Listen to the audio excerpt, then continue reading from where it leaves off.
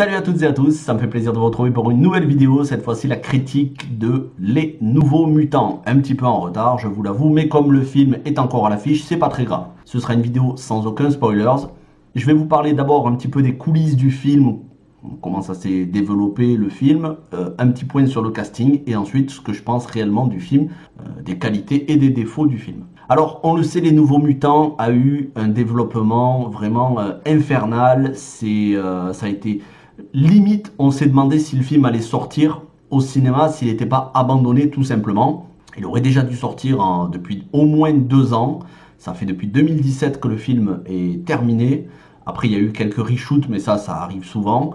Le film a été amputé de beaucoup de scènes et en plus, étant donné que entre-temps, comme c'était un film 20th Century Fox, la 20th Century Fox ayant été rachetée par Disney, bien l'idée de le rattacher au MCU ne tenait pas, étant donné que la franchise X-Men va être rebootée.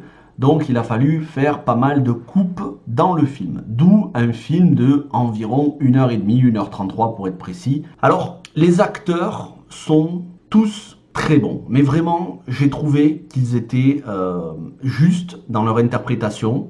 Ils apportent la sensibilité nécessaire aux personnages. C'est des personnages que l'on ne connaît pas. Bon, il faut vraiment être lecteur des comics The New Mutants pour connaître. Sinon, voilà, il n'y a aucun personnage qu'on connaît vraiment. C'est pas Cyclope, Magneto, Xavier, Tornade ou encore moins Wolverine. C'est vraiment des personnages totalement inconnus du grand public. Et je trouve qu'avoir pris les acteurs qu'ils ont pris, Maisie Williams de Game of Thrones, Anya Taylor-Joy de Split, Glass, The Witch, Morgan, Charlie Heaton de Stranger Things et Alice Braga qu'on connaît pour, entre autres, Elysium, Predators, Je suis une légende et d'autres films. Je trouve que le casting vraiment est prestigieux. Les acteurs, actrices sont au top. Vraiment, je vais y revenir un petit peu plus, ça fait partie des gros points forts du film. Et le réalisateur, c'est Josh Boone. Il avait eu de bonnes critiques avec son film précédent, Nos étoiles contraires, ou Les étoiles contraires, je crois que c'est Nos étoiles contraires, avec Shailene Woodley, film adapté d'un livre, un drame, une romance, qui était plutôt un très beau film. Alors, comment ça nous a été vendu ce film? Ça nous a été vendu comme un film qui n'était pas un X-Men, comme un film d'horreur ultra flippant. C'est pas vraiment la vérité. D'où le titre de ma vidéo. Est-ce que c'est un banal film X-Men ou est-ce que c'est un bon film d'horreur? J'ai envie de vous dire, c'est ni l'un ni l'autre. C'est un très bon film X-Men, mais c'est un banal film d'horreur. Un film d'horreur comme on en voit des dizaines et des dizaines. Moi, c'est pas mon genre de prédilection, hein, les films de genre. Donc, je m'attendais à un film d'horreur plutôt flippant, surtout que le film est interdit aux moins de 12 ans, et en fait, pas du tout. Déjà, les moins de 12 ans, ça les mérite pas, mais alors vraiment pas. C'est pas violent, les scènes soi-disant flippantes sont pas très flippantes, il y a quelques jumpscares, mais franchement, c'est limite tout public. Par contre, et là, c'est un petit mensonge, mais en même temps, c'est normal, ils ont gardé la surprise, il est rattaché à la franchise X-Men. Très clairement, il y a des allusions à Logan, le dernier Wolverine. Il y a des allusions à la franchise, au personnage, voilà, Xavier, le professeur Xavier. On a d'ailleurs même le nom de la compagnie Essex Corp qu'on voyait au générique de X-Men Days of Future Past, si je ne me trompe pas, et que l'on voit ensuite dans Logan, à moins que ce soit au générique de X-Men Apocalypse. En tout cas, qu'on voyait dans 2 films X-Men. Donc, très clairement, ça fait partie de la franchise X-Men. C'est un film X-Men officiel. Mais officiel, ça a été rendu officiel quand on a vu le film. Jusqu'avant, on ne savait pas que c'était vraiment... On pensait que c'était un film indépendant. D'où le gros problème de ce film. Et c'est absolument pas la faute du réalisateur, des acteurs, des actrices ou du scénariste. C'est que ils l'ont pensé comme un début d'une trilogie, un début d'un nouveau souffle à la franchise X-Men, mais ça a été tué dans l'œuf par Disney quand ils ont racheté la 20th Century Fox et qu'ils ont décidé de rebooter l'univers X-Men, puisque on le sait, les X-Men intégreront le MCU. Alors, je ne vais pas faire des théories sur ce que sera les X-Men dans le MCU, probablement qu'on aura d'autres acteurs pour interpréter les rôles.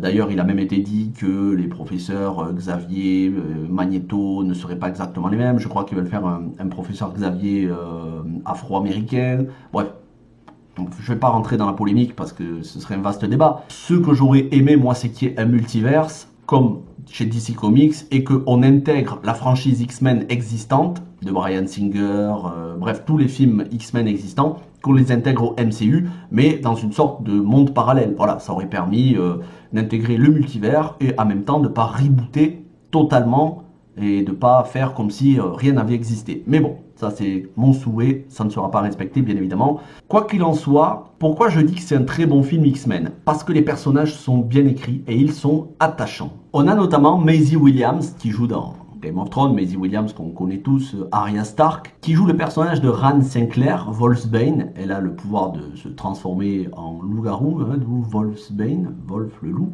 Et Danielle Moonstar, jouée par Blue Hunt, une nouvelle actrice qui arrive, qui est censée faire un personnage d'indienne, indienne d'Amérique, amérindienne, Native American comme on dit. Et les deux se lient d'amitié, elles tissent une relation, une certaine relation, dont je ne dirai pas plus pour pas spoiler. Et les deux actrices sont attachantes, vraiment. On sent que c'est pas forcé du tout, elles jouent naturellement. Après, c'est dû notamment en grande partie par la qualité de leur interprétation. Très clairement, Maisie Williams est à la hauteur.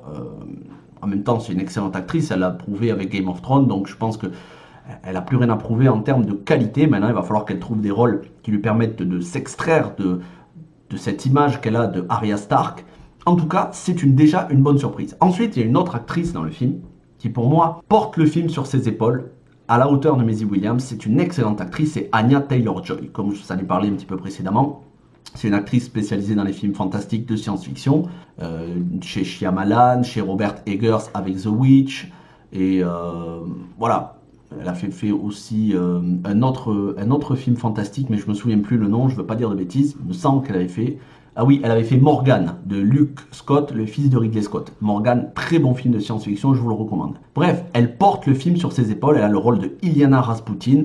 A priori, on pourrait croire que c'est une psychopathe, mais en fait, ça n'est pas le cas. Et enfin, on a les deux acteurs masculins, comme les deux mecs quoi, du film. Charlie Heaton et l'autre acteur dont je ne me souviens plus le nom et que je ne connais pas et qui va jouer dans la série The Stand, le fléau, reboot de la série, la mini-série qu'il y avait eu dans les années 90, adapté du livre de Stephen King. Donc cet autre acteur dont j'ai oublié le nom, et Charlie Heaton, pareil, il y a une relation d'amitié qui se lie, ils essayent de se comprendre l'un l'autre, c'est des écorchés vifs parce que de par leur pouvoir, ils ont fait des choses qu'ils ne maîtrisaient pas. En gros, là-dedans, on a toute une galerie de personnages qui sont traumatisés par leurs actes, qui doivent surmonter ce traumatisme. Beaucoup de choses se passent dans leur tête, mais attention, c'est pas un film, c'est pas genre un film où vous vous réveillez à la fin du film, c'était qu'un rêve. Non, non, ça se passe dans leur tête, mais c'est réel. C'est très psychologique.